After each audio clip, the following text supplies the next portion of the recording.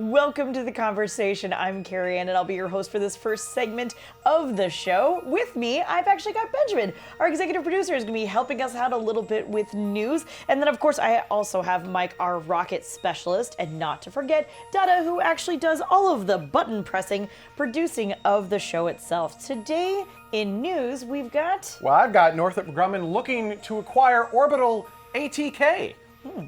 Holy cow. Also, SpaceX's Dragon spacecraft is returning to Earth after a month at the International Space Station.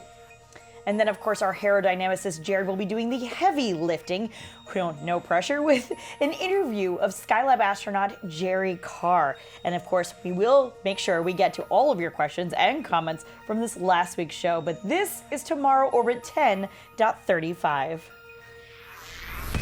Good morning. How's everything up in the sky?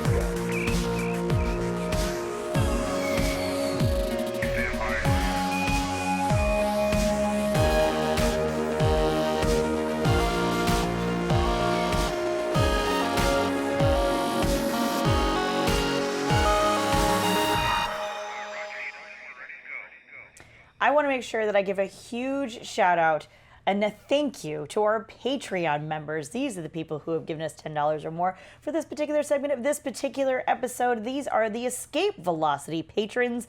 So many. Thank you, thank you, thank you, thank you. If you are interested in becoming a patron, please feel free to head over to patreon.com/TMRO.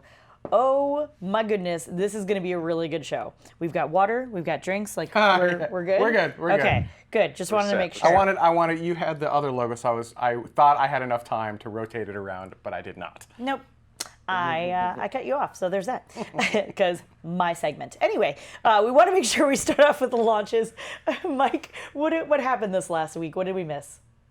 So over this past week, we had a Soyuz rocket, which added a new satellite to Russia's Glonass satellite navigation network. And this occurred on Friday, September 22nd at 2:32 Coordinated Universal Time from the Plesetsk Cosmodrome in, northwest Russia, near Moscow. Let's check out.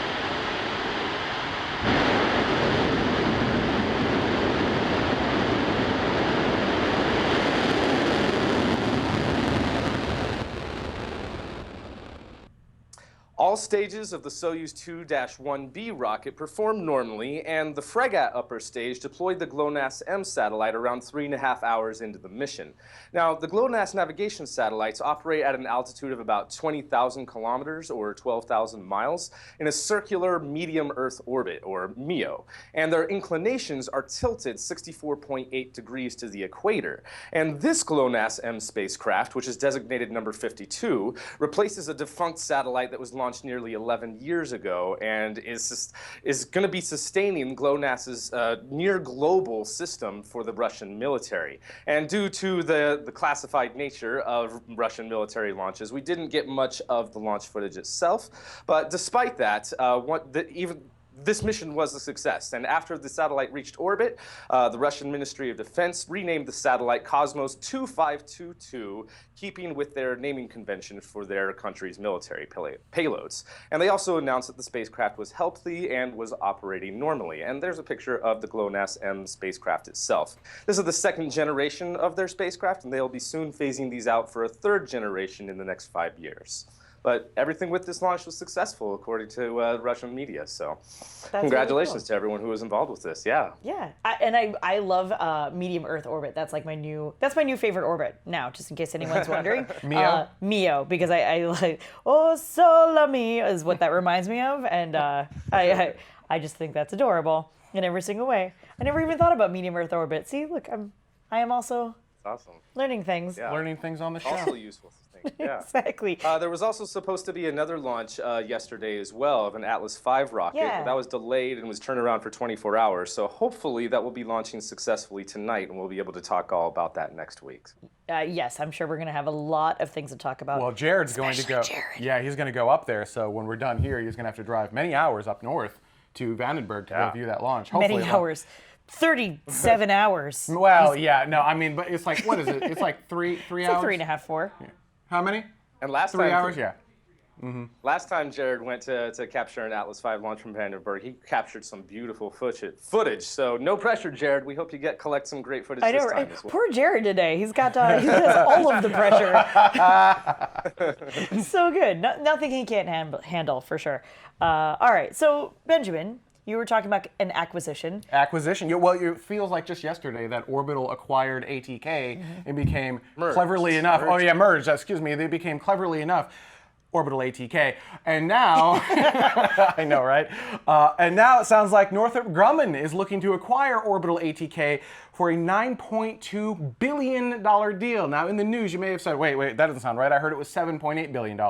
And it is. It's both. It's actually a $7.8 billion cash deal and then $1.4 billion in debt for a total of $9.2 billion. That's $134.50 per share, which reflects a 20% premium on their stock when they announced the deal on September 18th. Now, Orbital ATK is going to operate as a fourth division of Northrop Grumman alongside their aerospace systems, their mission systems, and technology services. The reason this makes sense is because Orbital ATK has expertise in launch vehicles, think Antares, for example, Sure. propulsion systems, and some military programs, because the ATK side of it has not just the solid motors, but they also have some we'll say military applications. We'll put it that way. Northrop has capabilities in other areas, for example, large satellites. So you think Northrop, you think kind of like James Webb Space Telescope. This acquisition is going to vertically integrate their businesses by bringing the orbital side of this equation in line with Northrop's side, which is their launch buses, launch systems, and other areas. There's going to be an emphasis in military space systems. It's one area that's going to benefit from this acquisition, leveraging Northrop's experience with those larger satellites with orbital work on the smaller satellites. Speaking of, there is a concern here, and that is there is basically a deal for next generation ICBMs, and what was supposed to happen was that Boeing and Northrop were two competing companies. We're going to design these systems and then outsource the build to one of two different companies. And one of those companies they were going to outsource was Orbital ATK. So that means that now that kind of outsourcing is now vertically integrated, could potentially be vertically integrated into Northrop. Sure. So not sure how that next gen ICBM program is going to work. Not sure that that's a stopping point, but it's kind of one of those, like when you're looking at this for those overall points of concern, that's one of them. Yeah, so it's not a done deal. One of the other. Go ahead. Go ahead. I was just going to say one of the other big concerns too is Northrop Grumman, several years ago tried to have a merger with Lockheed Martin, and that was blocked actually by the State Department because they would have had essentially almost a monopoly on a lot of their aviation services. Right. But we're not talking about the aviation, the airplanes, and the other stuff that they built. But This with the feels whole rocketry side of this, with Orbital ATK and what Northrop Grumman have to offer, this could be a concerning thing that could potentially be blocked in the same manner that the Lockheed Martin acquisition was Maybe. blocked. I think it's a lot different than that, though, right? With Lockheed Martin and Northrop Grumman, you had a lot of overlapping things that they did on top of themselves, right? So there's a lot of common things. With Northrop Grumman and Orbital ATK, there is some overlap, but there's not a lot, right? Northrop Grumman does not have a launcher, for example, right? Orbital ATK does. Northrop Grumman doesn't really work on large solid motors, but Orbital ATK does. And then Orbital ATK doesn't really work on large satellites or large military jets, but Northrop Grumman does. So there is a little bit of overlap in that aerospace market, specifically those smaller satellites and kind of that satellite, the satellite systems. But there's not nearly as much overlap as when we would have had, Northrop Grumman and Lockheed trying to merge. That'd be like trying to merge Lockheed and Boeing. That's not going to be a thing either, right? That's just not that's not realistic. This is also not a done deal yet. They expect to close this in the first half of next year, right? So as Mike was mentioning, you do have to go through some regulatory concerns. You got to make sure that it's not going to create a monopoly and it's not going to put the Department of Defense in a bad position. And it actually is good for not just the companies, but citizens as well. So not a done deal, but an interesting merger nonetheless. And actually, I think it could be advantageous because we're starting to see a lot of these new space companies, for example. We'll use Blue Origin as an example. They're very vertically integrated. Now, I realize in aerospace, vertical integration sometimes means literally making the rocket vertically. That's not what I mean. I mean, from a business standpoint, they can do all of the things, right? So they can build the engines, they can build the spacecraft, they can build the rocket, they can build the avionics, they can do it all in-house. By combining these two companies, they will have more of that vertical integration from concept to usable vehicle. So if I'm a customer and I want to put something into space, I could potentially just go to Northrop Grumman and say, build me the thing, launch me the thing, and make the thing go. And they'd be able to do all of those things in-house. And so that's actually potentially very powerful. Whereas today, they could not do that. They would have to outsource some of that. And so we're starting to see that in new space. Well, we're not starting to see that in new space. We see that in new space. That's what makes new space, part of what makes new space so powerful. So it is good and interesting to see this happening to some of the traditional older space companies. I don't like those new space, old space titles, but yeah, there you go. So, but you know, Mike, I have a feeling that this is something that you're passionate about as well. Do you have any other comments on? Oh, yeah. Yeah, go ahead.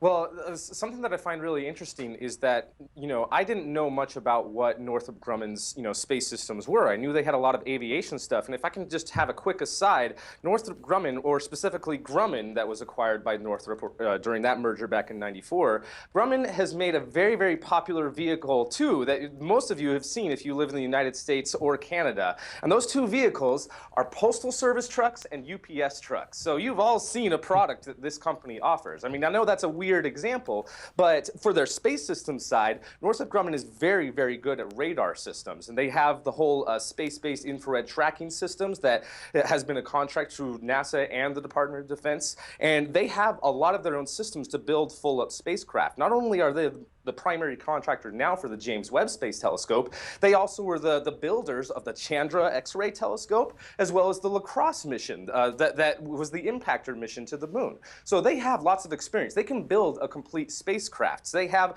propulsion systems ranging from, you know, small monopropellant thrusters to, you know, xenon drives, ion drives, to even larger engines that were developed in the early 2000s, although the teams who designed those engines for a potential launcher now work at SpaceX.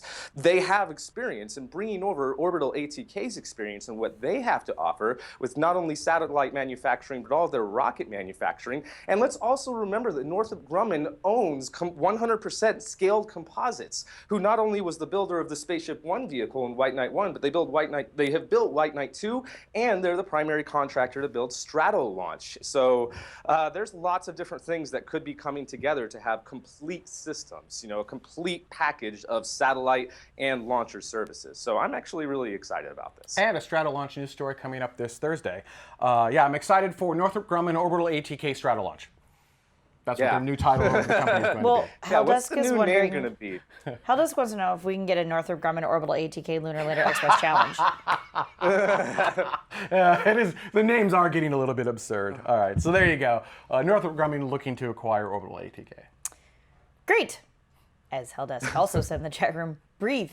Yeah, I know. Oh, it's exciting. It's exciting. Might have been Destructor 1701. You know, as someone else said, and I'm sorry, I don't have it in front of me, so I can't push it, but as someone else said, anything that helps lower the cost of spaceflight is a good thing. The cost, the barrier to entry right now is too high, and as we drive these costs down, that's just good. We'll be able to do more things. There you go. Anomaly, anything that pushes down cost. Yeah, so as long as we push down cost, but still keep it safe, that's a good thing. Perfect. Mike, do you want to talk at us for a couple of minutes? Yeah, maybe just a few minutes. Maybe we can try to do this quickly. So SpaceX has returned their 12th Dragon capsule for the commercial resupply missions. That unberthed from the space station after about a month and a half there and returned to Earth safely. And this happened last week, or it happened last Sunday, which was September 14th, September 17th. And after they successfully unberthed from the space station, they re-entered the atmosphere, and it landed, or rather had a splashdown around 14:15 Coordinated Universal Time, southwest of Los Angeles. And the recovery crews rushed to recover and return the Dragon to a nearby port in Long Beach, California, with nearly 2 tons of research specimens and hardware, which included 20 live mice that were sent up to investigate how spaceflight affects vision and movement. Now, the ground crews extracted the time-critical scientific specimens from the spacecraft for, it to be distributed amongst the scientists who are doing these projects. And they had to be returned within 1 day. And not only were those 20 live mice returned alive, but also really special protein crystal samples that were grown at the station and are part of a study for medication to treat Parkinson's disease. And not only that, but they also returned specimens from an experiment that are testing how microgravity affects the growth of new lung tissue that is bioengineered using stem cells that are tailored to a person's specific DNA to repair damaged organs or even to reduce the chance of organ rejection whenever there's some sort of transplant surgery. And not only could this be used for long duration spaceflight like journeys to Mars, emergencies are going to come up at some point. We're going to need something like that in the future, but also for applications down here at Earth. And it gives me a really weird vision of lots of organs being grown in microgravity and then returned to Earth. That might actually be a business someday. Who knows? We're already printing other parts. We might as well be growing other pieces, right? I think. Yeah, I'm really interested to see what the results of that might be. If whether or not those specific stem cells were able to grow faster and have more organized structure and just all those sort of things that we see like with protein crystals and even plant growth in microgravity. So I'm curious to see what those results would be, and I'm sure that Lisa could educate us much better on what it would actually mean. Totally. Maybe when you're in Australia, you just Straya, just ask Lisa about that. Will do. Cool. Yeah. All right. Speaking of cargo spacecraft. There you go. Thank you. Perfect. Right. So a week ago, right after our live show last week on September 16th, the how do you pronounce it? Shenzhou 1. Tianzhou, thank you. Freighter, which is an uncrewed freighter, wrapped up its fueling test, doing cross-fueling with the Tiangong 2 Space Lab. The Tiangong 2 is kind of China's test space station that they're putting up there prior to their full space station in 2019. What they did was actually kind of cool. They performed 3 transfers of propellant between Tiangong 2 and the Tianzhou, did I say that right again? That's how I'm going to say it for now. One craft, and they pumped around 250 kilograms or 550 pounds of fuel and oxidizer to the station, which is about 400 kilometers or 250 miles above the Earth. So that's not a whole lot of fuel and oxidizer, but what it does is it kind of sets the stage for being able to do that on potentially larger things. So Space Mike, you talked last week about doing satellite servicing. Well, this could be done for something like that, but I think more importantly, if you want to do in-space fueling or refueling so you can go onto the moon or Mars, this is kind of the precursor technology allowing you to do that. Now, Tianzhou 1 is set to eventually deorbit and burn up in the atmosphere. Like I said, it is uncrewed. Tiangong 2 is going to continue its mission in orbit and test new technology for China's future space station.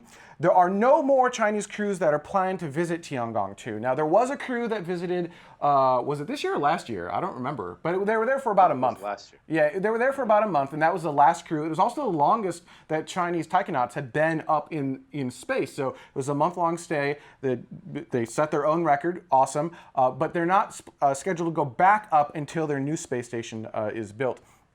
And that's going to be to the Tianyi 1 module. That's the command section of their new station, planned to launch in 2019. Nice. Yeah, so it's pretty cool. Something else about this refueling technology, I mean, even before going on to Mars or going to the moon, that technology is essential if you want to operate space station modules. Even like this Salyut class space station that they have in Tiangong, their next space station with Tianhe is going to be like a Mir class space station at the very least. So they definitely need to have that technology to not just have a satellite resurfacing, but space station resurfacing. I'll push back a little bit, right? Because you can simply launch a spacecraft up to the space station and use the spacecraft propulsion systems natively to do on-orbit station keeping. So you don't have to actually do fuel prop transfer, an actual prop transfer to the space station for the space. Now, you could too. There are a couple ways you could go about doing it, but I think the bigger application here is for doing larger missions where you really cannot do, we'll focus on Mars. You really can't do a Mars mission easily without some sort of refueling in space. And this kind of sets the this sets the stage for being able to do some of that. These numbers are way too small for anything like that, by the way. I mean, we're talking hundreds of pounds of fuel. It would have to be thousands of pounds of fuel before you're doing anything with Mars. But, you know, baby steps, right? You got to do them a little bit at a time. Yeah, the fuel they're transferring is just for station keeping. But yeah, we need to move on. Right. They can have their own round table. Ah! I'm sure they will. All right, so what we're gonna do is we're gonna take a little bit of a calendar break, and when we come back, Jared is gonna be talking with someone who knows a little bit more about station processes and keeping and all of that other fun stuff. Skylab astronaut Jerry Carr. Stay with us. We'll be right back. Look into her face, determination in her eyes. She won't give up or quit or fumble little fashion lines. Filled with awesome expectation, this girl's a fascination. And nothing in her way will keep her from her destination. 'Cause she's fire walking, she's fire walking. When it's hot, she keeps on moving. Through the heat, keeps on improving. Yeah, she's fire walking, she's fire walking to be free.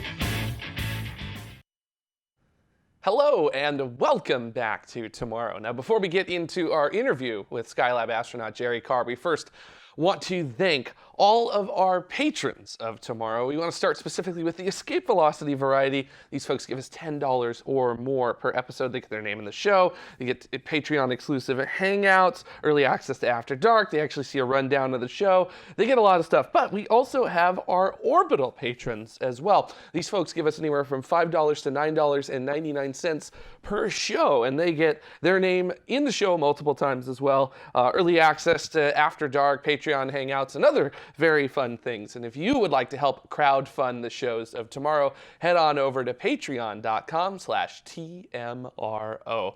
And oh boy, am I very excited today. It seems like the past couple of interviews we've done have been more about history as opposed to tomorrow on Tomorrow Today. But we're very excited today to have a very interesting person, that's definitely for sure. We've got Jerry Carr, the commander of the Skylab 4 mission. Jerry, welcome to the show.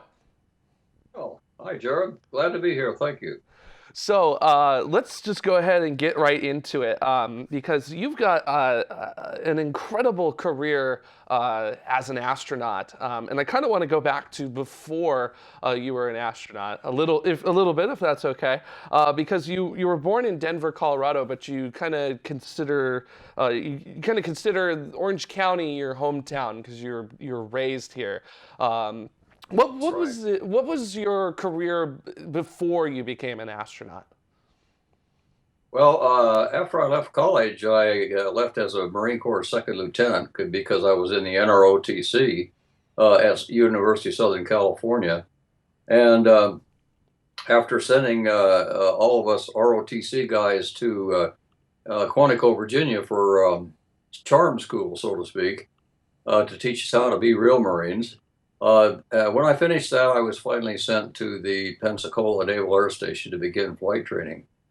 I got my wings in '56, and I spent about 10 years in Marine Corps fighter squadrons around the Marine Corps, around the U.S., in the Mediterranean, in the Far East, and also got some more education while I was there too. Now, after that, you applied for NASA's astronaut program, and you were selected as a part of NASA's astronaut Group 5 with 19 total people selected to begin training for an astronaut. So what was the process like for selection being a part of NASA astronaut Group 5? Well, it was lengthy. I got an announcement from the Marine Corps headquarters that NASA was going to accept some new applications. So I made applications. I made the application, got letters of approval and confirmation from some of the people that I had flown with and some of the squadron commanders I had worked with. And so I submitted my application. And I waited quite a few months before I heard anything.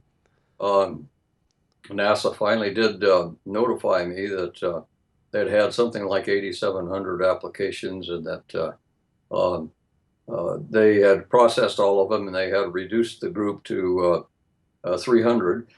Excuse me.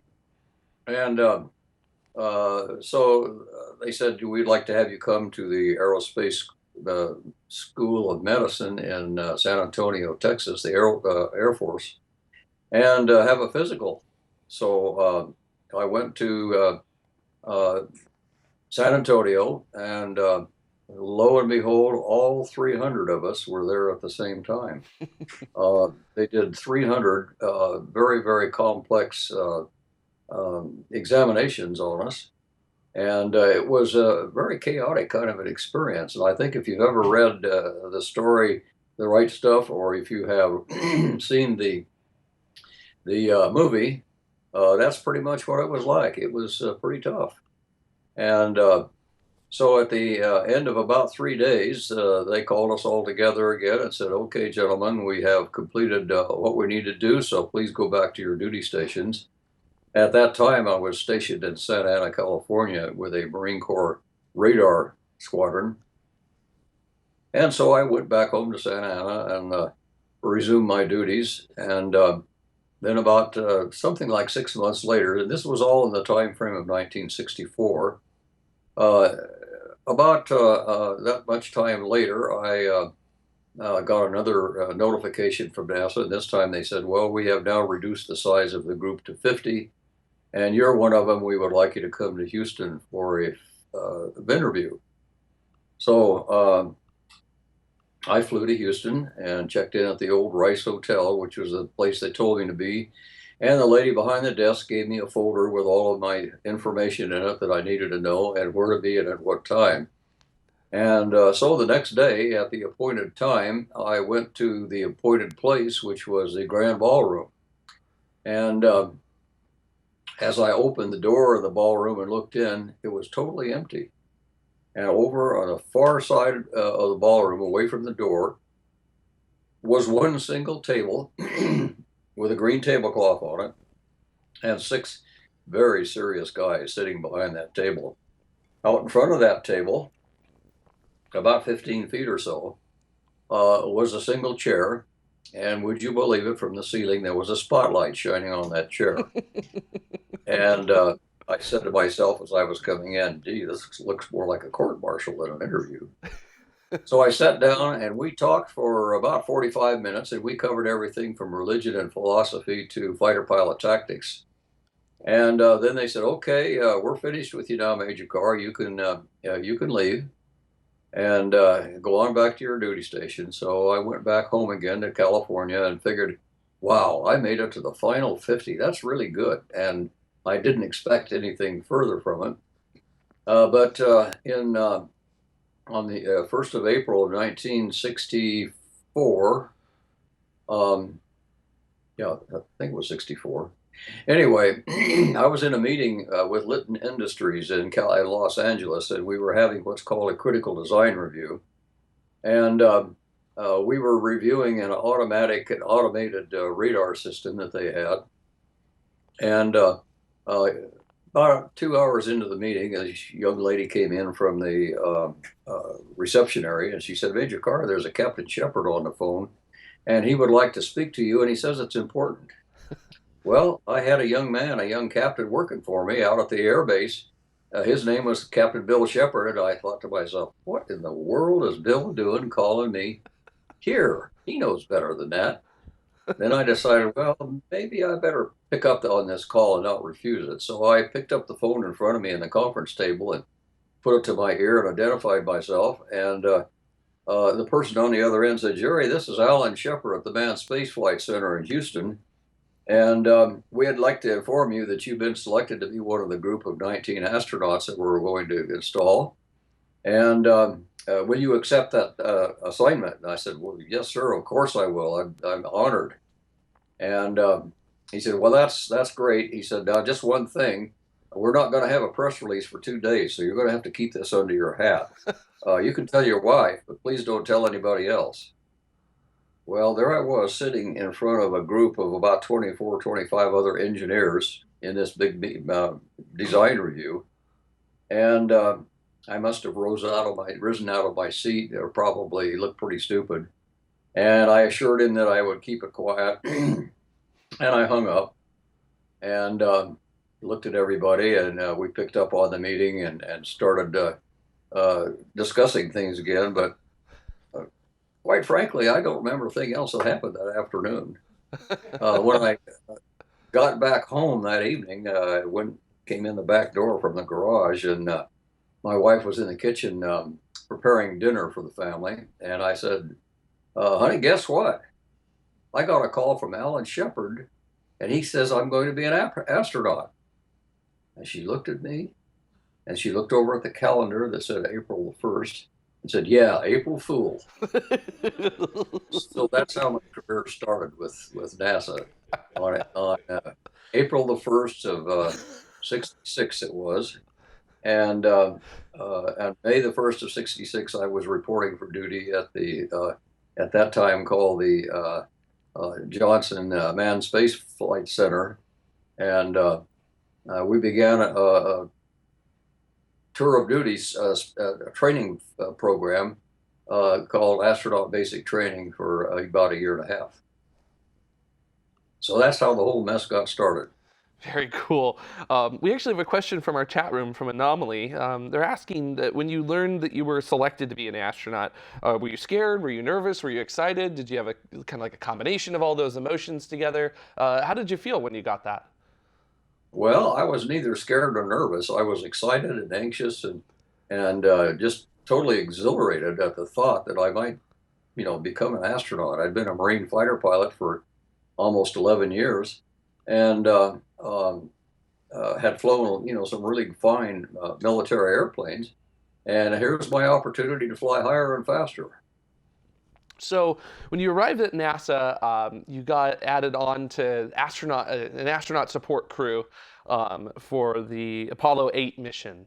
That was a very bold and very daring mission when they changed the plans to actually go to the moon and go into orbit and come back with the command and service module. What was that like working on Apollo 8?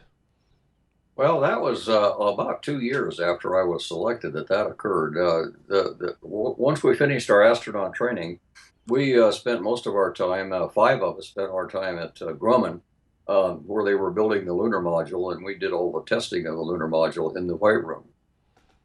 So when we finished that work and came back to the Johnson Space Center, I was assigned to Apollo 8 as a support crew member, and the support crew is in those days is the third stringers. The first string is a prime crew, second string is a backup crew, and the third string is the support crew. And our job was to pick up all the loose ends, do the dog work, and but the good news was that when the mission started, we were going to be in mission control, and we were going to be the Capcoms. And in those days, a Capcom was the only person on the ground who could speak to a crewman in the air. So that was quite an opportunity and pretty awesome. So when I finished all of the primary work with Apollo 8, I came back. I shifted gears, I should say. I didn't come back because I was already there. I shifted gears into training as the capsule communicator on Apollo 8. And you also were Capcom on one of my personal favorite flights, which is Apollo 12, and you were right at the focus point of that very famous call during launch. What was that like? That was wild and woolly. This was the launch phase. The spacecraft had lifted off with the crew and had cleared the tower. And shortly after they cleared the tower, a lightning bolt from a nearby thunderstorm struck the very top of the escape tower of the vehicle and sent a bolt of lightning down through the command module, the service module, the booster, and all of its partial boosters. Excuse me, and out through the engines and down the exhaust gases and grounded out on the pad itself. Well, on its way through the command module, it shut down the electrical system for a very short time, but it was enough to throw the computer off the line. And the pandemonium broke out. We had people in mission control. You could stand up and you could see people out in the sea in front of you. Lights coming on, people flashing, people standing up and sitting down and reporting to the poor mission director. And that poor guy was drinking out of a fire hose. He was getting so much information that it was a wonder that he could even deal with all the information he was getting. But the one console down there in mission control that was unperturbed and not having any trouble were the guys named Booster. And it appeared from what they were saying to us that the booster was okay. It had not lost any computers and it was on trajectory, and everything was go as far as the boosters was concerned. So the poor mission director, he had to make a decision. Do I abort these guys off the top of this thing immediately? Or do I let the booster put them in orbit and then see if we can clean up the mess when we got into orbit? Well, he did the gutsy thing, put them into orbit, and we spent about an orbit getting the computer back up, getting the computers rebooted, checking out all of the system. All of these guys in mission control were checking their systems, and we got a go from everybody for TLI. So Mr. Flight Director had to make a next gutty decision, and that was, shall I let them go and head for the moon, or should I leave them in orbit around the Earth for about 2 more orbits until we get to a place where we can bring them back down safely? So again, he made a gutsy decision. He said, "You go for TLI," and I relayed that information to the crew, and off they went. So it was pretty wild and woolly, really, really something else. And when they got to the moon, they landed right within about 200 feet of an old Surveyor 3 spacecraft that was sitting on the lunar surface and had been sending back information about the content of the lunar soil. And on one of the EVAs that the guys did from Apollo 12, Pete and Al went over with a pair of bolt cutters and snipped a few pieces off of the Surveyor 3 and bagged them and brought them back home again for scientists to look at and see what happens to a structure that's been sitting on the moon for several years, and what kind of activity is solar activity and what it does to it. You were also involved in the development and testing of the Lunar rover vehicle, and that's particularly interesting to me because I'm a jeeper, so I like to go off-road and everything. So the Lunar rover vehicle is kind of like one of those ultimate off-roading experiences. So what was the primary thing that you had to do in the development of the Lunar roving vehicle? Well, Jack Lausma and I were the guys that were assigned to that project. And our job was to work with Boeing and electronics company. It'll come to me. Anyway, our job was to help with the development of this vehicle and then do the testing of it. And the whole thing was done in a year, which is, that's a miracle for NASA. But they built this buggy, and one of the things we had to do was we had to test it on some kind of a surface like the lunar surface. And the best surface we could find, this was done in California. The builders was being built right there in Goleta, California. And the nearest good place that would work for us was Pismo Beach, California, which is a lot of sand dunes, and would be the perfect environment to do the testing on the lunar rover. So Jack Lausman and I supported each other as we took rides in the lunar rover and tested it out. We evaluated in pressure suits what problems there might be in ingressing and egressing the rover. And we checked on things like steerability and that sort of thing. And it was a very interesting little program to be involved in. one funny story I can tell you about Pismo Beach is that one day we were out testing, and I was walking along in the back with a cable over my shoulder that was providing electrical power for the rover, and a cable went back to a pickup truck that was following us. And Jack was in the rover with his full pressure suit on and was maneuvering around. It turns out that Pismo Beach is dune buggy heaven, and in those days, and suddenly we heard this roar, and over the top of one of these sand dunes came a dune buggy with a big long whip antenna and a little red flag on the top of it. And he all of a sudden put on his brakes, I'm sure, because when he came back down on our side of the dune, he stuck, just stopped instantly. His eyes got as big as saucers, and he put that dude in reverse and backed up the hill, and he never came back. Yeah, I think I would do that in my Jeep too if I suddenly saw a lunar roving vehicle with a guy in an Apollo suit. I might say, "Ooh, something's going on. I should probably not be here." You were in the crew rotation, likely to serve as a lunar module pilot for Apollo 19. And did you begin any training to work on the Apollo 19 mission? Yeah, we were on the Apollo 16 crew, and our job was to back up the prime crew. And so we got several months into training when NASA put out the word that they were going to have to cancel Apollos 18, 19, and 20. And of course, since we were on Apollo 19, Fred Hayes and Bill Pogue and I were pretty sad sacks around the office for a few days and feeling sorry for ourselves. And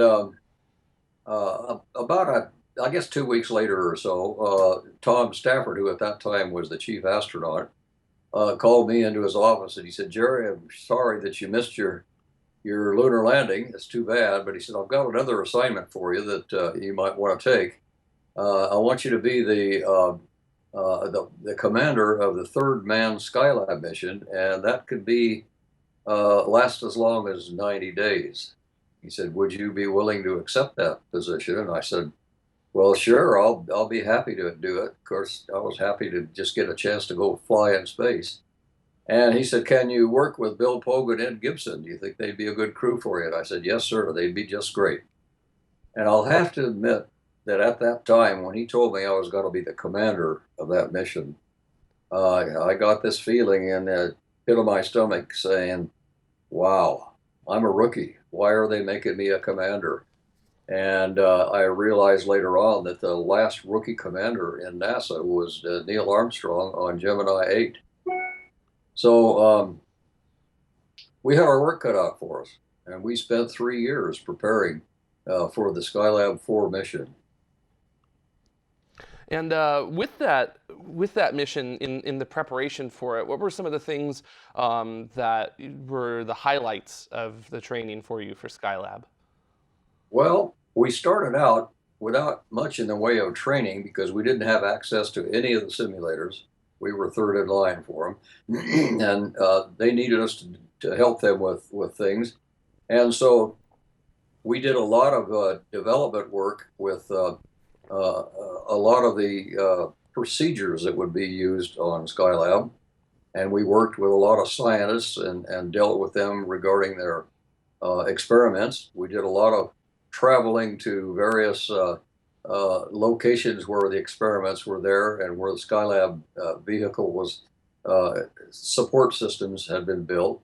So we did a lot of manned flight awareness kind of things. And we also did a lot of work helping scientists get their experimental equipment in such a shape that it could be managed in space by a weightless astronaut. And it was surprising to us how difficult it was because these people didn't realize, what the vagaries of what can happen to you when the microgravity sets in, and if things don't happen the way you expect them to happen with the equipment.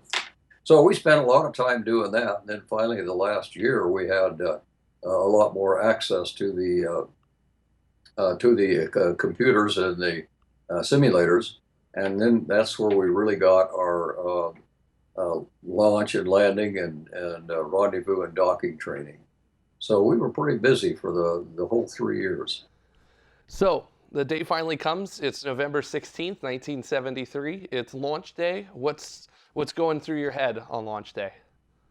Well, they woke us up at about 2 in the morning, and the trainer, our mission trainer, opened my door, tapped on the door, and then opened and said, "Jerry, it's time to go to work." And I hadn't really slept a heck of a lot that night, but I was ready to go to work.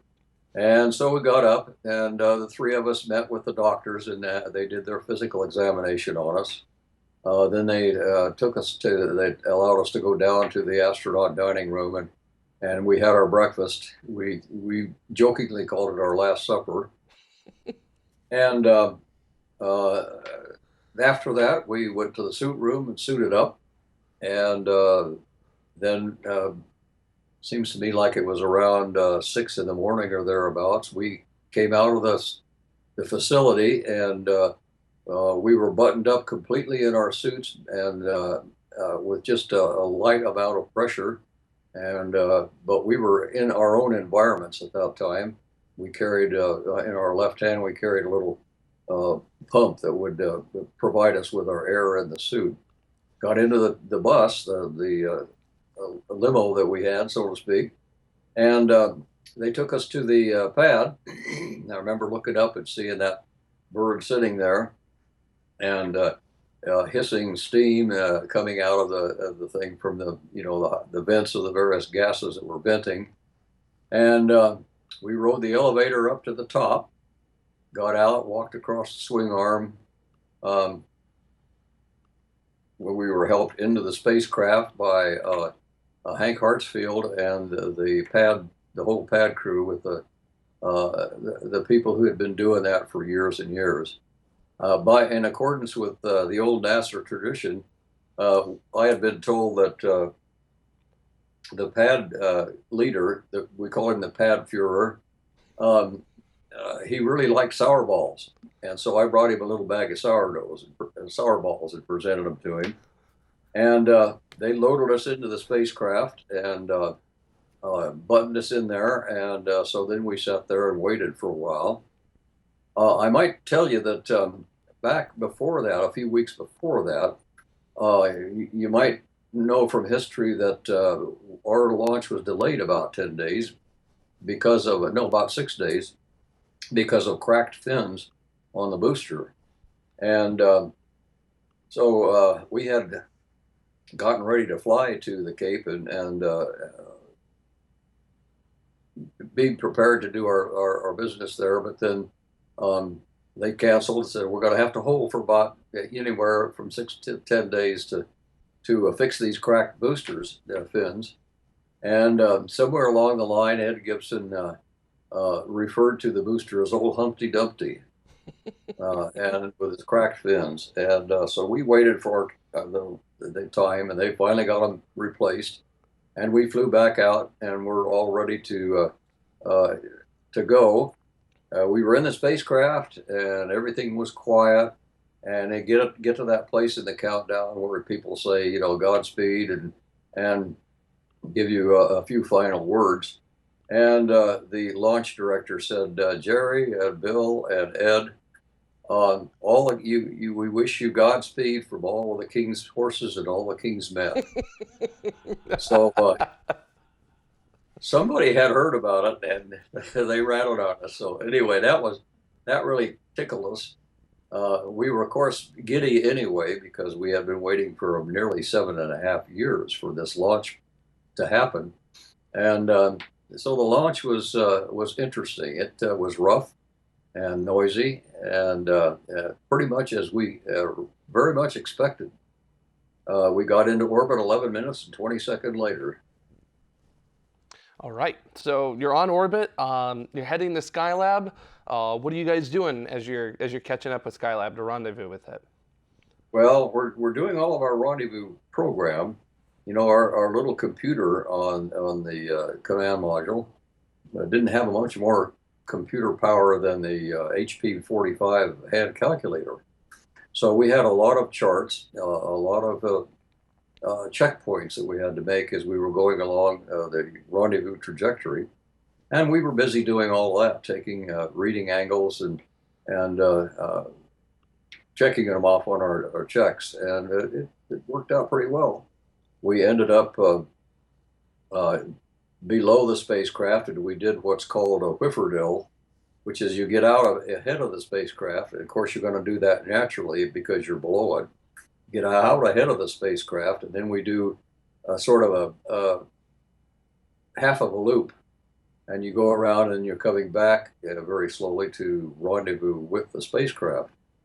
And that all worked out just as planned. Everything was coming along just fine, and we got in close to the spacecraft, and I was very gingerly putting our nose cone into the collar, and I just did a little tap on the rockets, the propulsion system, the RCS, and we very nicely touched with the spacecraft, and we heard all of the capture latches go bang, bang, bang, and we figured, okay, Houston, we're contact, we're connected. And then I looked back at outside again, and I said, oops, we're drifting away. And so I reported it to NASA, and down at the Mission Control, they instructed us on how to recock all of those capture latches. And this time, when we went in, I gave it a little blurb at the last minute to really bring us in hard. And so we hit the spacecraft pretty well, pretty hard. And those capture latches went off, and that time we were really, really fastened. And of course, you open everything up, you head into Skylab, and there's something waiting for you there, right? Yeah, those dirty rats, they wouldn't let us into the spacecraft till the next morning. We had to go to sleep. Ha ha. And we had to have dinner. And so we had our dinner, and then after about an hour, Bill said, "Hey, I'm not feeling very well." And Ed and I looked at him and were very concerned about it. And we had taken off our white suits and were living in our tan flight suits at that time. And Phil finally upchucked his stewed tomatoes. And then we started discussing, what are we going to do about this? We're supposed to keep anything like this and not, and then we're supposed to confess to it right away to tell them that one of the guys was sick. But there had been such a furor over the previous year or so about space sickness that we were reluctant to get tangled up in that kind of stuff. And so we decided, let's just hold off on reporting this, and we'll see how Bill feels in the morning, and then we'll go ahead and do what we need to do. Well, unfortunately, we left the intercom button on, and everything that we had said on the intercom was recorded on what they call the B tapes. So the guys in Mission Control had us were dead to rights with all of this information recorded about how we were going to try to keep from having to report this sickness because it was just going to fuzz everybody all up. And so the next morning we had a call over one of the ground stations, and lo and behold, it was Alan Shepard calling, where he informed us that they had heard all of this sort of thing. He says, "I think you didn't make a very good decision there." And I admitted to him, yeah, it was a dumb decision. We decided we're not going to throw it out, but we were going to save it, but let it sit till the end of the mission. So anyway, we got reprimanded very gently by Al, and we opened the hatch and locked everything down, and then we went into the spacecraft, and that's when the surprise came. We found 3 dummies, and they were our clothes taken out of our clothing lockers and stuffed with other old clothes. And one of us was in the lower body negative pressure device, The other guy was on a bicycle, and the other dummy was in the bathroom on the pot.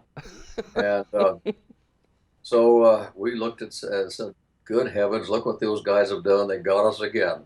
And that was from Bean and Lausma and Garriott having left that behind for us. So you're in Skylab and you're sort of starting up everything and unloading it. And how does that process go? The process went pretty well. We got behind. Bill was feeling okay. He was over his sickness, and so we got things done fairly well. We got behind though, and it took us a little extra time. But we got everything set up, and we're ready to set up shop and go to work. And what was some of the work that you guys were doing on your first 6 weeks while you're on Skylab? Well, we had some deep space ultraviolet observations to take with a special camera. We had 2 windows in the Skylab. One of them, which was usable, the other one was not usable, looked out into deep space, and we would attach our camera to that window and gather information about ultraviolet radiation out in deep space. And I don't remember the number of that experiment, but we gathered a lot of information doing that. The most important thing we did was that every day one of us had to be the guinea pig in the lower body negative pressure device that would you put yourself in it and strap it tight around your waist, and then one of your colleagues reaches over and opens a valve very slowly, and you depressurize that tank. And when you depressurize that tank, it pulls a pressure on you, so that negative pressure, so that your blood is pulled towards your feet. So it's kind of an artificial gravity thing, you might say. And they just monitored our heart rate, respiration rate, with a lot of EKG biosensors that were fastened to us. And what they had there, they had a thing we call the chicken switch. And if you felt yourself getting faint, you're supposed to hit the chicken switch. And that would terminate the thing, and they would have all that data about how you tolerated that lower pressure. Well, we did real well for over half of the mission before we started having a little bit of pressure with that, and we did have to hit the chicken switch a few times. But that data gave the people on the ground, the cardiovascular people, a good handle on just how our cardiovascular system was holding up in a weightless environment. So that was one of the more important experiments that we did. Another experiment that we did had to do with Earth resources. We gathered a lot of information with handheld cameras and microwave cameras in the spacecraft to gather data about oceanography, desert formations, meteorology, earthquakes. We studied fault zones all over the world, and we gathered all of that information and essentially brought it back at the end of the mission. The third main mission was the study of the sun. We had a solar telescope array up there, and we gathered a lot of information on the sun. And Ed Gibson was able to do what seemed to almost be impossible, was to intuitively know exactly when to turn on all of the recording devices and catch a solar flare from its very infancy until it finally fell back down again. And Ed captured the whole thing, and man, did we use up the data. But it was great. Now I've got a question for Oh, go ahead, Jerry. I was going to say we had a little added extra bonus on our mission, and that was that we were up on the comet Kohoutek, which had been discovered in January of '63. I think it was, and they knew it was coming to the Earth, and Dr. Kohoutek decided that he calculated that this comet was going to pass closest to the sun and the Earth. That's called perihelion. Perihelion was going to occur on Christmas Day of 1973. And so the people were very, very interested in that thing. He did some more calculations on it and determined the period of the comet, the period being the amount of time it takes that comet to circle the sun one time, and that turned out to be 2,000 years. So what that meant to everybody down on the ground was last time this thing had been seen was at about the time of the birth of Christ. And the theologian community became very interested in this because they began to speculate that possibly what was described as the Star of Bethlehem, which suddenly appeared in the sky, was actually the comet Kohoutek. Interesting. So those were some of the things that we studied. It was very interesting work. We did a lot of simple little experiments that we made up of ourselves, and we did a lot of high school student experiments as well. So from our chat room, we actually have two people asking the same question, both Smokey Derg and Space Vogel. They both want to know, what was your favorite experiment that you got to do on Skylab? My favorite experiment? I think probably the medical experiments, because we knew how important they were. There was no danger to us in doing it, so we had a very intellectual involvement in seeing it done and done right, and getting information that would be helpful to the future. And you also had a prototype as well of the manned maneuvering unit on Skylab, right? That's right, and that would be my second most favorite experiment, because that thing was gyroscopically stabilized with the same kinds of gyro systems that were used to stabilize the Skylab vehicle itself. And we, for various periods of time, would strap ourselves to this maneuvering unit, and then we would go over a course that had been already established as what they wanted us to do. Go up and touch a locker so-and-so, and then turn sideways and go over and touch locker so-and-so. And we did that whole thing while it was all the information, the data was being gathered and recorded. And that was a lot of fun. But, one of the guys who invented that thing was Bruce McCandless.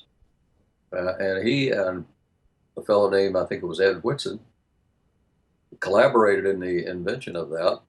And so the really wonderful thing is that years later, Bruce McCandless was the person who got to fly it actually outside the spacecraft in actual space. Mm-hmm. Now, we would be a little remiss if we didn't talk about a specific day that occurred on the Skylab 4 mission, specifically December 28th of 1973. That's sort of a day that has a lot of speculation by a multitude of people around it. And I figure since you were there and you were a part of it, probably best to hear from you as to what happened on that day. Okay, I guess that's the day that has been dubbed by some people as the day of the mutiny. Well, we worked hard for the time that we were first up there, and everything we did, we ended up getting behind on. It took us a little more time to do everything than we thought it would take us. So we got behind the schedule. Then when we hurried, we do exactly what happens when you hurry. We made mistakes. That meant we had to do experiments over again. And so it was beginning to make us really feel bad. And we were having some issues with the people on the ground on scheduling us. We were complaining about some such things as scheduling heavy exercise on the ergometer and some of the other pieces of equipment right after we'd had a big meal, right after breakfast or right after lunch or something. And so we were kind of sniping back and forth. The ground was sniping at us, we were sniping at them, trying to get back on schedule and stay there. Well, we were given a day off every 10 days. That we call that Sunday. And so finally, around that period of time, I think it was the 28th, but I'm not sure. We finally said to the folks, look, we want to take a real day off. We don't want to have to do any more experiments or anything, but just loaf and do what we want to do. We need that break. And the people on the ground said, okay, that's fine. We'll not schedule anything that day. So we got real busy doing nothing.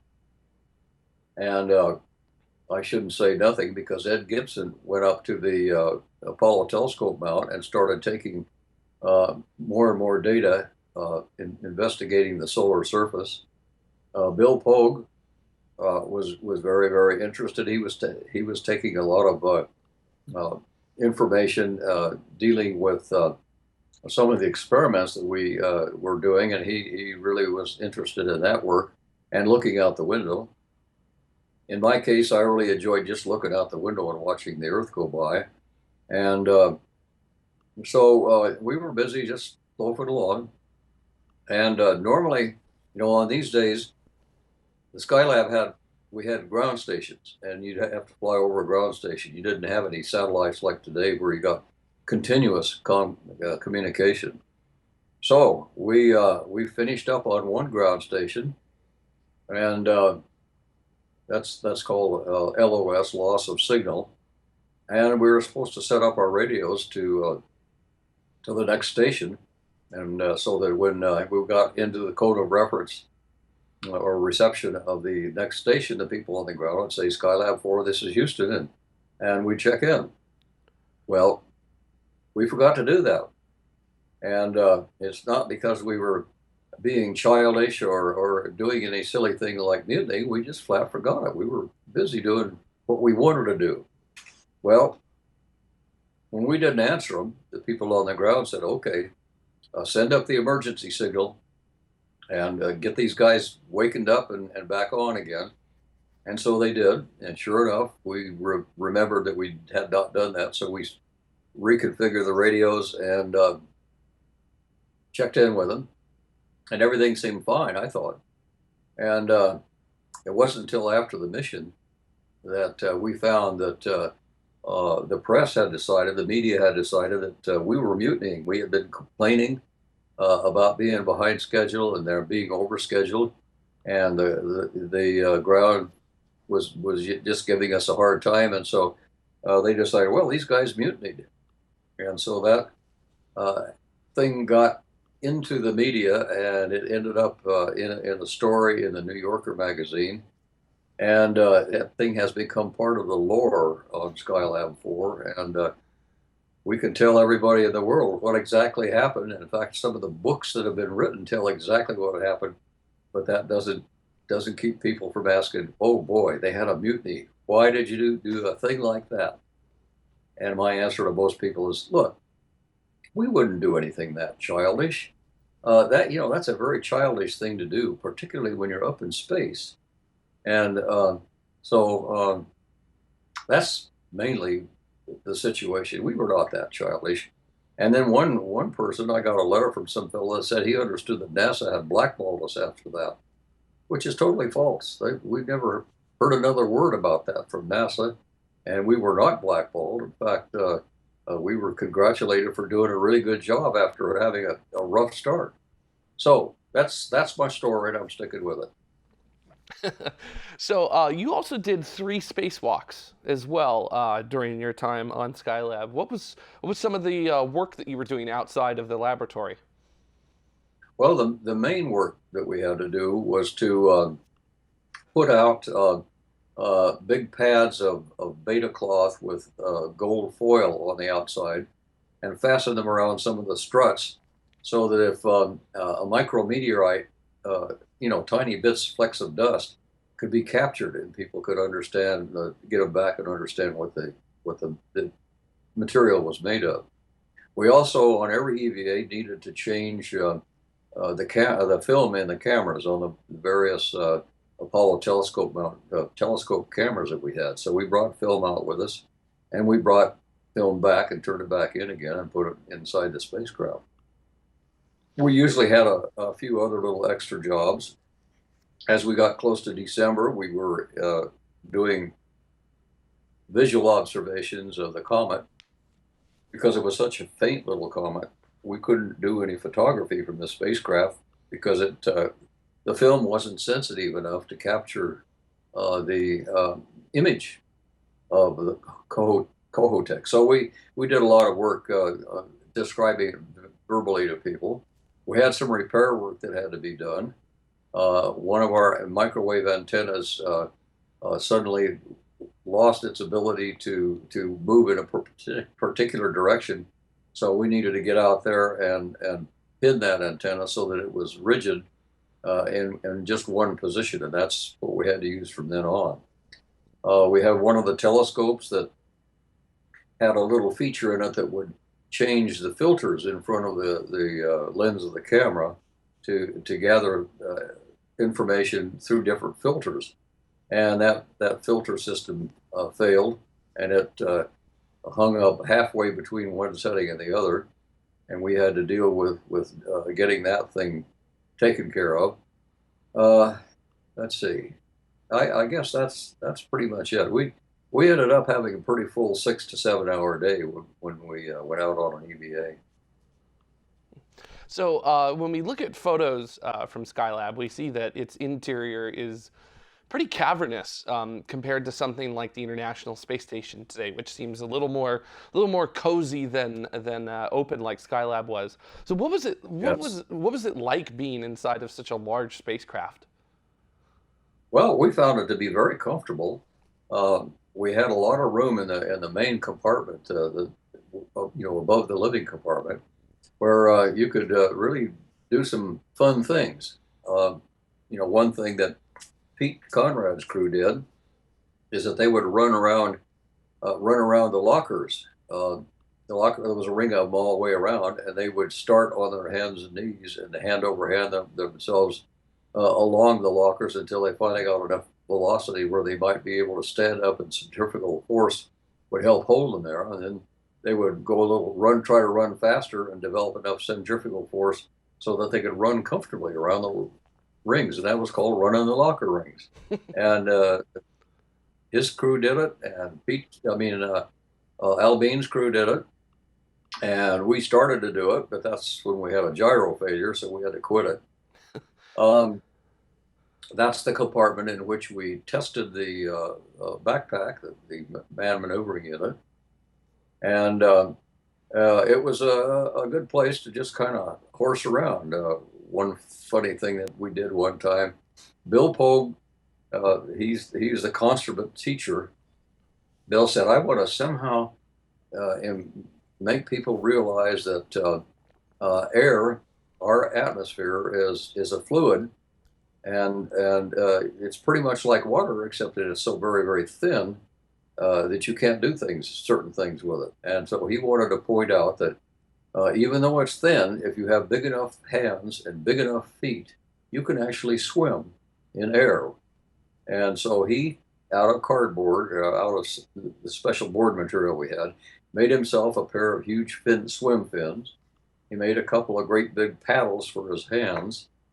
Then he said, well, I guess I better wear a bump helmet. So he took the helmet that we used on the manned maneuvering unit thing and experiment and put that on. And I said, well, I guess I need some sort of an antenna. So he took a couple of balls of aluminum foil, made a couple of balls and put it on the end of some wires and stuck them in the top of the helmet so that he looked like some kind of a bug. And so Ed Gibson and I were doing the videos of him as he was demonstrating the fact that air is just like a fluid, and you just have to have the right kind of appendages to get around. And he showed very clearly that you could paddle your way across the large compartment there, whereas in our suits, in our regular indoor suits, we were stuck. If we drifted out into the middle of that compartment, there wasn't anything you could do. You could twist and turn and flip and do all sorts of wonderful things, but you cannot translate.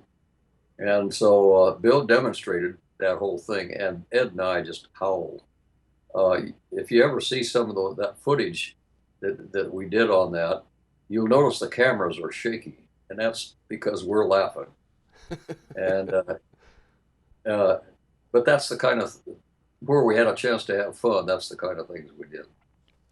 So Dan TC24 in our chat room has a very interesting question that I've always wondered about the Skylab missions, which is why does everyone in the photos have beards? Everybody's got a beard. It's almost like it's like a Skylab tradition. You know, you've got to have a beard in order to say that you flew Skylab. What was up with the beards? Well, the razor that we had was an electric razor. No, I'm sorry, not electric. It was a mechanical razor. You'd wind it up and then release it and then shave until it wound down, and then you'd have to wind it up again and shave the whiskers off. Well, it didn't cut very well. It yanked out the whiskers quite often, and it hurt. So we said, to heck with that one. And so we tried a plain safety razor, and we had some, what do they call it? Tube. It was shaving cream in a tube. And we'd squeeze out that cream. It was like a grease, you know, and then you rub it on your face. It turns into a lather. And we would shave that, and that worked. But then you got yourself a razor full of lather and grease, and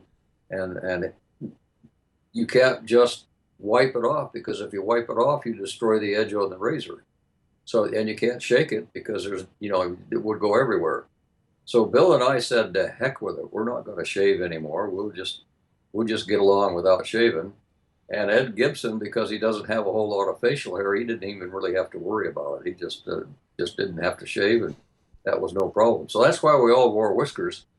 And incidentally, when I got back down again, I got a letter of congratulations from the Commandant of the Marine Corps, and in it he sent me a little desk sword, a miniature sword of the sword we use in ceremonial parades.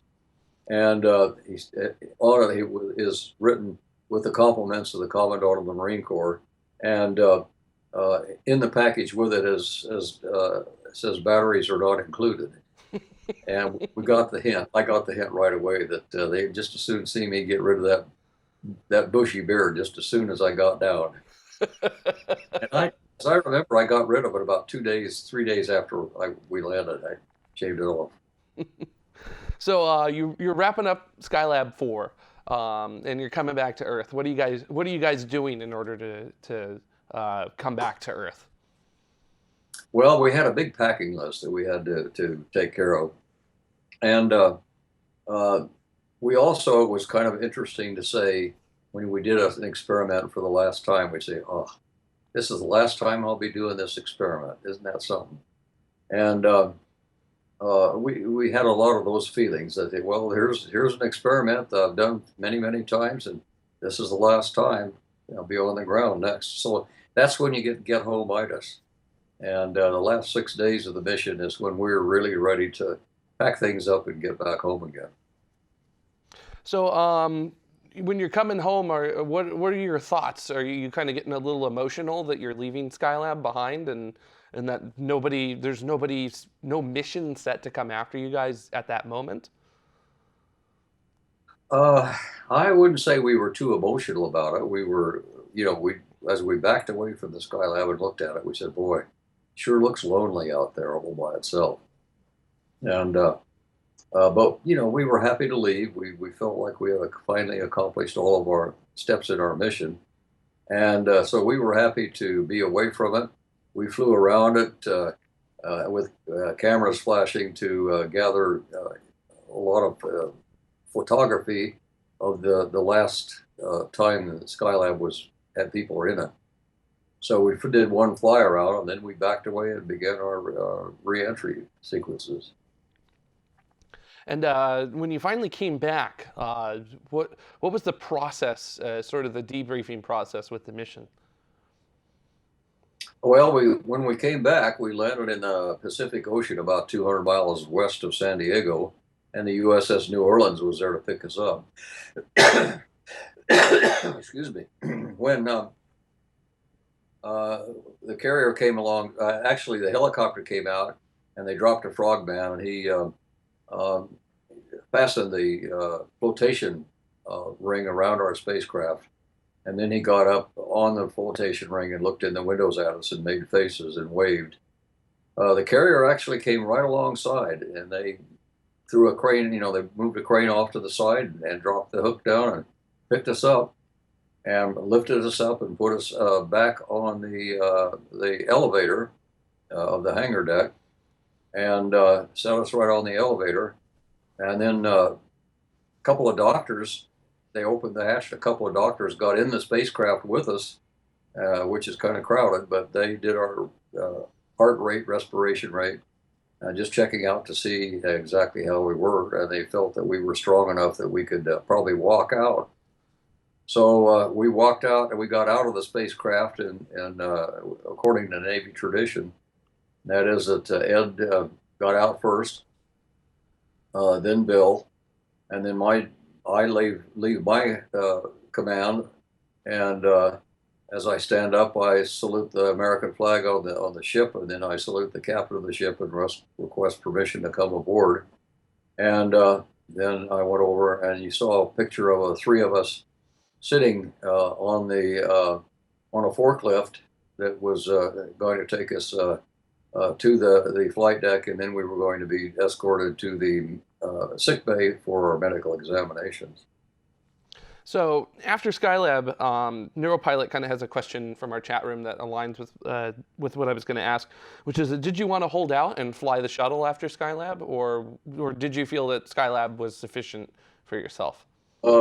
Yeah, I think I felt Skylab was sufficient for me. I wasn't willing to wait 7 more years for the opportunity to fly a shuttle, and so I felt that it would be better for me to go ahead and leave and do other things and leave a slot open for a younger pilot to get an opportunity to fly.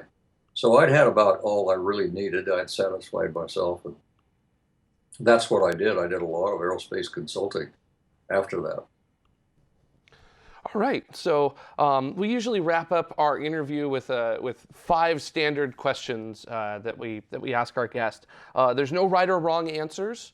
It's just simply what comes to you first, and if you want to explain it, you're free to. If you don't, you're free to do that as well. So we'll start with our first of our standard questions, which is Moon or Mars first? I think Moon ought to be first. We need to set up a station, a place where we could get prepared for Mars and test some of the equipment. Now, our second question is, I'm going to modify it a little bit, because our second question is, would you go? You already have gone to space. So in this case, I suppose I'll ask, would you go again? Yeah, I probably would, long time ago. But by the time I get a little long of tooth and thin of hair, I've decided I guess I probably ought to just be a bystander. All right. When do you think humans will first land on Mars?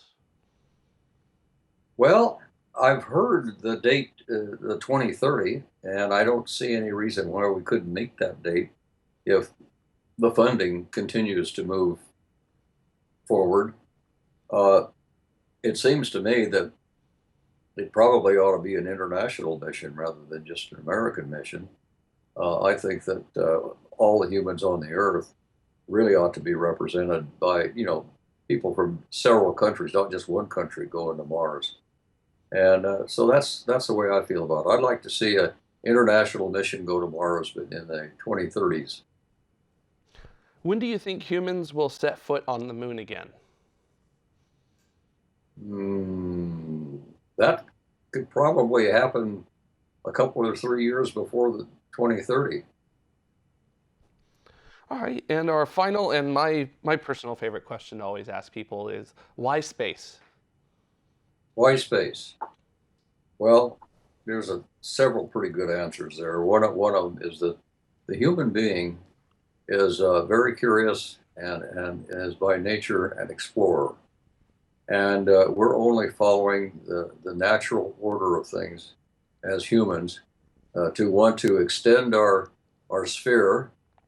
And we've done it. We've gone to the Moon. And the next logical step in exploring is to learn more about another planet, and that would be Mars. But in between, we've got the International Space Station, and it's a treasure trove of information that this country is learning about many, many different facets of of human life. And so I think it's important to go to the moon, it's important to go to Mars, but it's also important that we have a well-established, well-organized permanent space station that we have right now, and I think they're doing fabulous work. All right, Jerry, I just want to thank you so much for the incredible work that you did during your career, and also want to thank you for coming on the show today. Glad to do it. I enjoyed what I did, and I've enjoyed my chat with you folks too. Excellent. Thank you, Jerry. And coming up in our next segment, we will have comments from last week's show. So stay tuned. There's more tomorrow in just a little bit. Look into her face, determination in her eyes. She won't give up or quit or fall for little fashion lies. Filled with awesome expectation, this girl's a fascination. And nothing in her way will keep her from her destination. Cause she's fire walking, she's fire walking. When it's hot, she keeps on moving. Through the heat, keeps on improving. Yeah, she's fire walking, she's fire walking to be free. And welcome back to Tomorrow. Now, before we get started with comments from our last show, I want to thank all of the patrons of Tomorrow who've helped to make this specific segment of this episode happen. These are people who've contributed $10 or more to this specific episode. They're our Escape Velocity members. We also have our Orbital members. These are people who've contributed $5 or more. And we also have our suborbital members. These are people who've contributed $2.50 or more. To find out all the different rewards you get at each individual level, as well as how you can help keep Tomorrow on the air by crowdfunding the shows of Tomorrow, head on over to patreon.com/TMRO. All right, let's get started. Capcom, take us away. So last week in episode, or Orbit 10.34, we were talking about lunar lessons before going on to Mars. Oh yeah, look at that picture. It's really beautiful. Ooh, Good pretty. job with that, Ben. That was the thumbnail. Yeah, super proud of you. Anyways, that was our sort of quote unquote surprise roundtable. We were going to be doing another roundtable next week, focused of course on the IAC 2017. So that should be a lot of fun. I look forward to all of your questions and comments, concerns, complaints about this, that, and all of the other things. But this last week, just to get us started, this first comment actually comes off of Reddit. And is that the username? Yes. Perfect. Anyone want to help me out with that one? Epersi Muave? I Sure. have no idea. Yeah. All right. We're going to go with that. It says, in support of the Moon First strategy, a lunar habitability, is that right?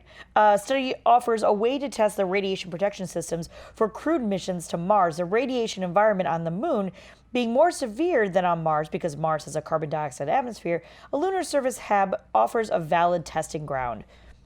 Yeah, no, I think I agree, right?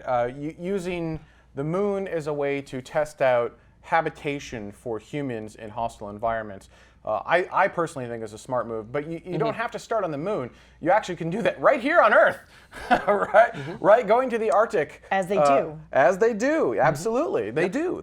Yeah, Devon Island and in Hawaii, so yeah. But the next step above and beyond that is to moving into an area with lesser gravity, with no pressure outside or lessened pressure, allowing us to really take that up a notch and really make sure that, okay, all those lessons here on Earth that now apply to the moon. And once we learn on the moon, because, that is it's a long ways away. Let's make no mistake about it. The moon is far away, but it's only 3 days away. If there's a catastrophe, as Apollo 13 showed, it's still recoverable. If there's a catastrophe on a Martian mission, not to say it's not recoverable, but oh man, you got to figure it out on your own. Yeah. You are on your own. You are on your own. Like a Well, free- I mean, like sort a of. You free- figure out how to grow potatoes. You figure out Right, a right. gigantic ditch Yeah. to put your hab up and Yeah. underneath the ground, right? No, but you are basically on your own, unfortunately. Although sci-fi happens to have given us plenty of ideas on how to do that. And if I may, we've figured out how to survive in space pretty well with the International Space Station and Skylab before that, but there's enough of a difference with habitats on the moon, even though we have analogs like that here on Earth, there's enough of a difference with that amount of gravity as opposed to the microgravity in the International Space Station that we just need to make sure that we know how to do that properly. That's my opinion anyway before we try to do that at Mars. I think we all agree, right? Kind of stretch our deep space legs, right? You know, kind of. You don't want to jump into the deep end of the pool straight up. You know, just kind of go into the shallow end just for a little while, kind of get used to the water, and then go, okay, I can do this. I can do this. All right, next up. Yeah. Yep. Next one comes off of Facebook from Thomas Muscarella. Muscarella, yeah. Yep. There's one thing no one seems to talk about. Anyone who lives on the moon or eventually Mars for an extended length of time or was born on Moon or Mars will never be able to return to Earth. Why do we have to colonize a planetary body? We know how to build space station and we know how to create artificial gravity by rotating the space station to equal 1g. And there's far more resources in space than there is on any planetary body to create a self-sustaining colony. Go ahead, Ben. True. I mean, that's true-ish. Yeah? Well, there are more resources in space in the form of like asteroids and whatnot, but those asteroids and those resources are going to have gravity attached to them, right? So we need well, Not much. It depends I on don't the think size there's- of the object that we're going to, but correct. Yeah. Right. So, Yeah. you know, we're going to need to figure some of these things out, and we're not going to want to just float in microgravity all the time. You know, our bodies want some gravity, so we don't want to be stuck in a situation where we just kind of wither away out in space. So we either are going to find a large body in space that has enough gravity for us to deal, you know, our bodies to deal with it, which I don't, other than like Pluto, the planet Pluto, which I don't even know what the gravity on that is, but it'd be very, very small. Jared, do you know what the gravity is? Less than the moon for sure. Yeah, I Less mean, than it'd be the moon for tiny. sure. Like 1/20th. Right. What you get here. I wonder Like, what. even- Go ahead. Even the largest body in the asteroid belt, Ceres, I mean, to the human body, that gravity would be like kind of noticeable, but it would still be very, very small. Right. So, So and then we wouldn't be able to just walk around on the surface without some sort of assistance. I wonder what the minimum is, like where your body is like, okay, I can deal with this without you having to do anything special. I wonder what that number is. Well, microgravity. Well, no, you got got to to have work out. to do anything special in microgravity. Yeah, you'll just wither away. So, yeah. Right? No, that's not the point, Jared. So that you don't wither away. Floating away. Oh, okay. Sorry. Don't mind me. That defeats the purpose, Jared. Anyhow, as Stratty says in the chat room, I think the gravity effects are the big unknown that the moon can provide. Yeah, and I tend to agree, right? You want some sort of gravity, and just kind of being in microgravity the whole time I personally think would suck. But, you know, what do I do? Next up? Yeah. Next one comes off of our own site, TMRO.tv. In case you didn't know that was a thing that existed. Well, we are everywhere else as well, but It's true. we do have our home base. From Doug Space saying, Space Mike urged support for the Deep Space Gateway, or DSG. Mike, is it correct that numerous previous architectures for going to the moon or Mars never envisioned the need for such an expensive station in lunar orbit? So, is it necessary? Wouldn't that money be better spent developing Zeus-type lander to go directly to the moon without involving an expensive middleman? Thanks. Well, to my knowledge, there hasn't been many. I mean, there have been proposals to have lunar space stations, but there's never really been anything that's been seriously considered to this point. And it hasn't been formally adopted, but it's far enough along that they are planning exploration missions of the Space Launch System around the Deep Space Gateway. And I feel that whether or not it's necessary is a good question. There might be better ways to spend our money, but I think that we do need something that is close by, something that's relatively safe in case something happens, as, you know, with humans involved anyway, that would be able to enable all of the things. And the whole idea between the Deep Space Gateway is that it would be able to enable all of the things. And what I mean by that is you have the European Space Agency with their Lunar Village idea, and the Russians and the Chinese collaborating on lunar lander missions. If we are a part of that, then we enable a place for them to go, and the type of orbits orbits that they talk about. It's called a nearly reticular lunar halo orbit that would be a very low amount of energy transfer to go to and from the surface of the moon from that space station, or to go to and from the Lagrange points, the Earth-Moon Lagrange points of the Earth-Moon system from this particular orbit that they're wanting to send the Deep Space Gateway into. So it would be able to enable international landings onto the surface of the moon. It would be able to enable commercial landings onto the surface of the moon for in situ resource utilization or prospecting or setting up some other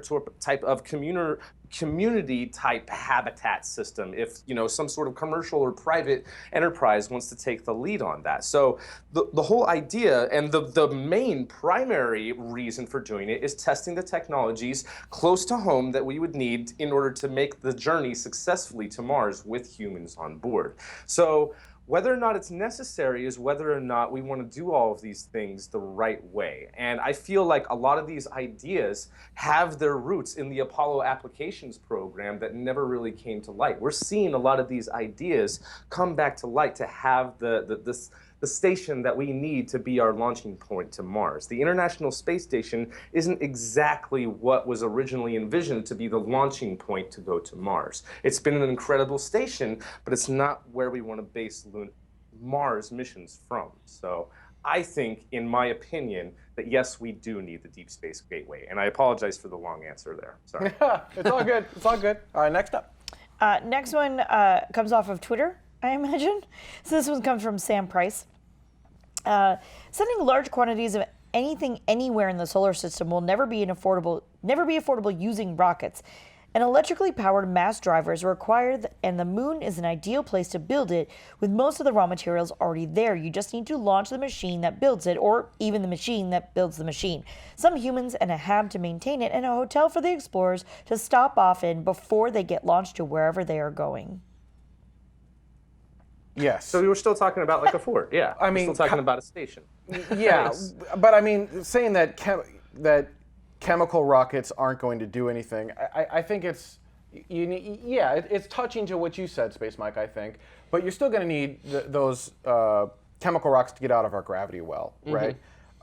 Yeah, a mass driver does not, flying through atmosphere does not respect a mass driver particularly well. But I think what Sam is saying is that, like, look, all right, Earth's gravity well sucks, and trying to get out of it is terrible, and rockets aren't a great way to do this. So build all of it on the moon instead, and then use some sort of mass driver there. Yeah.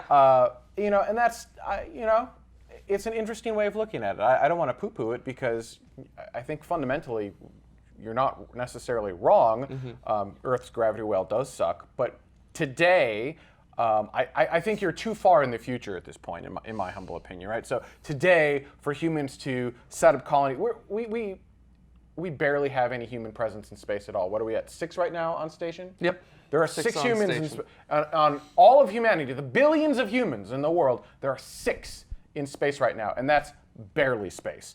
So I'm of the opinion that, yes, all of this sounds great, but for now, rockets are the way we're going to have to do it. Chemical propulsion is the way we're going to have to do it. We've got to deal with Earth's gravity well. Once we get to the point where we have a lunar station, where we have an Earth station and maybe Lagrange stations as well, these different launching points, totally agree. Being able to create resources on the moon and have a lower gravity well to get stuff out makes tons of sense. But we have to get there first.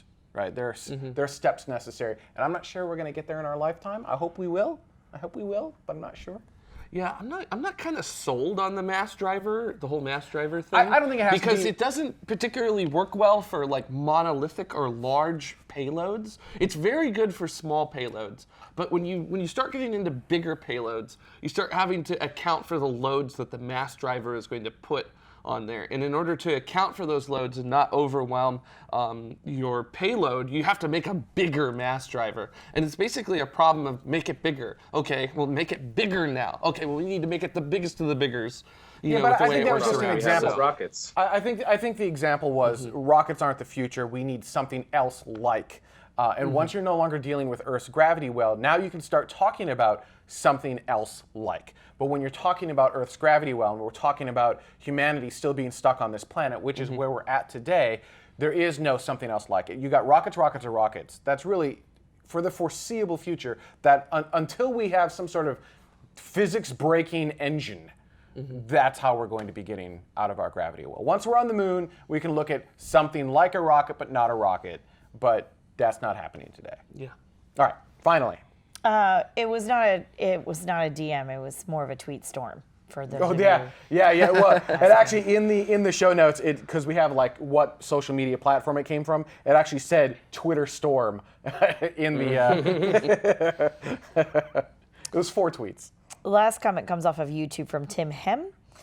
Industrialization of the moon is the only path I see for humans becoming a genuine spacefaring race. There needs to be an imperative, and only the moon can provide that. The spirit of exploration is about all Mars has to offer, and that's just not enough. It's all it has to offer right now. It may offer something else. When you open up new markets, you don't necessarily know what it's going to offer. Let's look at electricity. When we first found and tamed electricity, I'm not sure how to word that, there was no market for it. Like, yay, electricity, woo, who cares, right? Now, you lose electricity, your life sucks, right? It is a critical thing to maintaining livability in a modern civilization. So, what is the electricity of Mars, right? What's that parallel? I don't know what it is. I don't think anyone knows what it is.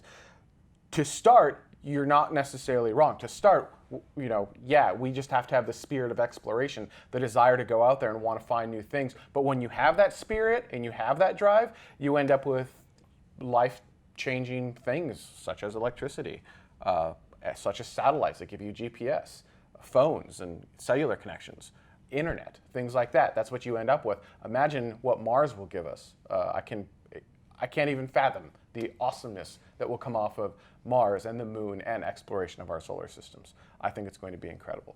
All right, that is our show. I want to thank all of the patrons who make this segment happen. These are ground support patrons. They've contributed between 1 penny and $2.49. To find out how you can help support the shows of tomorrow, head on over to patreon.com/TMRO. I will be absent next week. I will actually be in town, but very jet lagged. And we will be bringing on the Everyday Astronaut to be talking. So we'll have Space Mike and Jared and the Everyday Astronaut talking about IAC 2017. Specifically Elon Musk's presentation, talking about their Mars announcements. Oh my gosh. Yep, it's going to be a lot of fun. I'd like to thank everyone so much for watching. After Dark up next.